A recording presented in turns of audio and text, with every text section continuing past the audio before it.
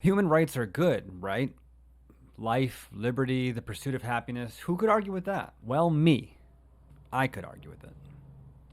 Despite being enshrined in the way we think and talk about ethics and politics, human rights stand on very shaky philosophical ground. And the funny thing about human rights is that both sides of the political aisle would object to eliminating them from the way we talk about politics. Your red blooded conservative American would object because opposing the founding fathers is a cardinal sin. Also, many conservative talking points revolve around the right to liberty, freedom of speech, right to bear arms. You get it. But liberals fare no better. To a liberal, pretty much everything is a human right. Money, college educations, not guns, but health care, especially abortions, and I'm probably missing a bunch.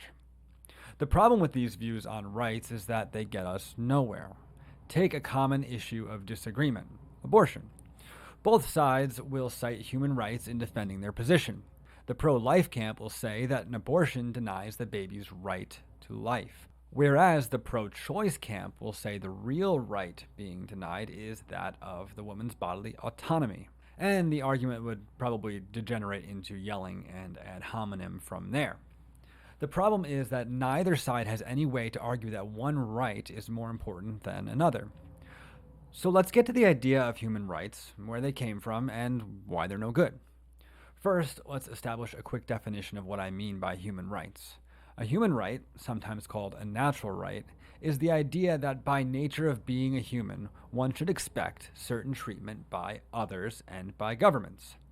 I don't like to use the word I'm defining in a definition, but to put it simply, and I think everyone will get it, human rights are rights that we have because we're human, or we have inherently as humans. They're granted to us by no other virtue than the fact that we exist. It's important to understand that the idea of human rights did not always exist. For instance, the classical Greek language has no word for the concept. The closest we get is the idea of rights given by law. For instance, someone has a right to a piece of property because he paid for it. I've seen some argue that the Stoics have an equivalent in their idea of natural law, but this looks very different than the way we understand natural rights today. Natural rights really begin to take form in the Enlightenment with thinkers such as John Locke. In his second treatise on government, Locke formulates what soon became the rights that made it into the Declaration of Independence: life, liberty, and property. The founders changed property to pursuit of happiness, and we're not going to get into why. Here's the quote from Locke. The state of nature has a law of nature to govern it, which obliges everyone, and reason, which is that law, teaches all mankind who will consult it, that being equal and independent, no one ought to harm another in his life, health, liberty, or possessions. So here, the law of nature is brought to understanding through reason, and that's important. It's not primarily understood by studying religious texts or other metaphysical considerations. And what does reason teach? That people should not harm each other's life, liberty, or possessions. But how does Locke get to this point? He looks at creatures in nature and how they operate, or more accurately, how men outside the rule of government exist. Here's another quote from Locke. A state, also of equality, wherein the power and jurisdiction is reciprocal, no one having more than another, there being nothing more evident than that creatures of the same species and rank, promiscuously born to all the same advantages of nature, and use the same faculties, should also be equal. Locke, as well as the founding fathers, were Enlightenment thinkers. This is important to understand as we try to parse the reasoning for their choices. One of the main, perhaps the main objective of the Enlightenment was to found philosophical principles on reason, logic, and empiricism. This was in contrast to past thinkers who primarily cited Aristotle or the Bible as the foundation for their philosophies. So Locke and the Founding Fathers were doing something sort of new. They wanted to create a foundation for political and ethical imperatives without metaphysics. and natural rights is what they came up with. Wait a minute, I can hear you saying. Have you read the Declaration of Independence? How can you say they're trying to remove God from the equation? Well, let's read it now. We hold these truths to be self-evident, that all men are created equal, that they are endowed by their Creator with unalienable rights, and that among these are life, liberty, and the pursuit of happiness. Created equal? Endowed by their Creator? I can see people are going to argue with me. It sounds very metaphysical, but it's really not. Hear me out. First of all, while the intellectual world was busy secularizing things in the Enlightenment, your average folks were pretty religious. So it makes sense to dress up whatever you're doing in religious verbiage. And I'm not denying that John Locke or the Founding Fathers were Christian, though I do have my doubts about some of their claims. I'm simply saying that the Enlightenment project was in full force here. We should really be looking for its influence in these texts. The problem is that when the Founding Fathers say life, liberty, and the pursuit of happiness were endowed by our Creator, they forgot to consult someone very important.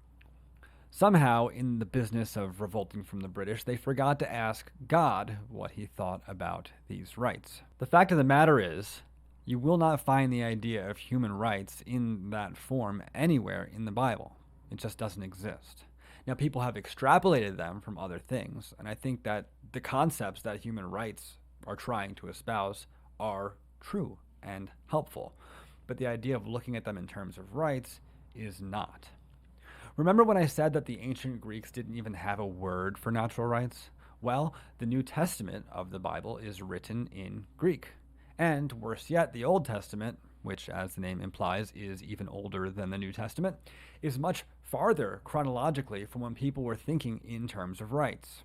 And I think that when we look at the foundations of these sorts of rights, we'll understand that they don't really make a whole lot of sense. You see, for a right to exist, it needs two elements. First, it has to be given by someone with authority. Then, it must contain a mechanism to enforce that right. Without both of these, we have something less than a right. I like to use the example of a parking space. Say you are a higher up in a company, and the company gives you a special parking space very close to the building. It has your name on it, only you can park there. Let's say you arrive at work one day, and someone's parked in that spot. No worries, a few phone calls, and the culprit is told to move or towed away. The parking spot qualifies as a right. It was given with authority, and it was enforced. You see, if one of those two requirements is not there, it's not a right. If no one gave you the parking spot, then you have no right to it. And if no one's willing to kick the guy out that parked in it, well then your right is definitely on shaky ground. So if God is not the giver or enforcer of life, liberty, and pursuit of happiness, who is? Well, the answer is simple. It's the government. This puts rights in a bit of a precarious spot, though, because if the logic is true, then your rights are simply what the government says they are. In this sense, saying someone has a right to life is essentially the same as saying, if you are murdered, we will punish your murderer. I mean, it's better than nothing, and actually it's even better than what we get from the other two so-called inalienable rights. What is a right to liberty?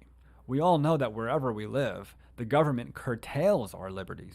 Try building an addition onto your house without the proper permits. And I don't even know what the right to pursue happiness is. I don't think it means anything substantial whatsoever. There's nothing intrinsic about a human that demands specific treatment. In fact, history is evidence that human rights are transgressed just about as often as possible. I've heard the argument that the concept of rights, while not ontologically defensible, is still helpful in guiding how we treat one another. And we'll get to that eventually, but let me say here I disagree. Talking about rights in any other way than what those in power are willing to enforce is unhelpful. And our vapid political debates are proof of this. We've covered a few examples of what we might call inalienable natural rights, the ones that may have been ontologically founded on God, but aren't. Let's get into the next set of rights, the ones that are more explicitly granted by government. Let's use two hot-button issues here, one on both sides of the political aisle: the right to bear arms and the right to abortion. I think we can both agree that for both of these issues, there is nothing intrinsic in our humanity, nor granted by God, that ensures that we have a gun or can get an abortion. At least we know that God isn't going to enforce these rights here and now. So we have to assume that these rights are granted by the government. In both cases, there is legislation that grants these rights, and in both cases, there is legislation that restricts these rights. You see, your right to an abortion or to own a gun is exactly what the law says on that issue. When you say abortion is a right or gun ownership is a right, you are saying nothing besides the law allows me to do this. And as soon as the law does not allow you to do it, the right goes away. Now you might say the law should allow me to own guns or to get an abortion, and that's the question that we need to focus on. How do we work through these should questions about law and ethics? Well, it's not by appealing to rights. If you say you have a right to bear arms and the law disagrees, then you're forced to make an argument about the intrinsic merits of gun ownership versus the drawbacks. And that's how political discussion is supposed to happen. When we rely on the concept of rights to back our political and ethical positions, we short-circuit the whole discussion by assuming that our position is backed up ontologically, which it probably isn't. That's not to say there's no right or wrong in ethics and politics. It's also not to say that ontology has no place in our discussion, but that rights are just not the way to go about it. So how should we approach this topic? How can we understand reality in a way that functions to protect what we traditionally know as our rights, while allowing us to have meaningful conversations about policy and ethics? This might be best tackled in another video, mainly because I'm not really sure I have a perfect answer right now. But I think it does involve going back to the foundations that the Enlightenment thinkers abandoned, those being the Bible and Aristotle. Ultimately, instead of looking at what we're entitled to, we ought to consider how we ought to live. What sorts of choices tend to produce the best possible lives for ourselves and for others? By looking at the teleology of man, that is, our end goal, we can begin to build up a system of ethics and politics that most effectively achieves this end. It might not be as cut and dry as the Enlightenment wants you to believe, but at least doing it this way will allow us to have discussions based on true principles and not just argue and yell about what we think our rights are. I hope to pick up this discussion again soon, but I appreciate you watching if you've made it this far. Thank you, and let me know what you think about it down below.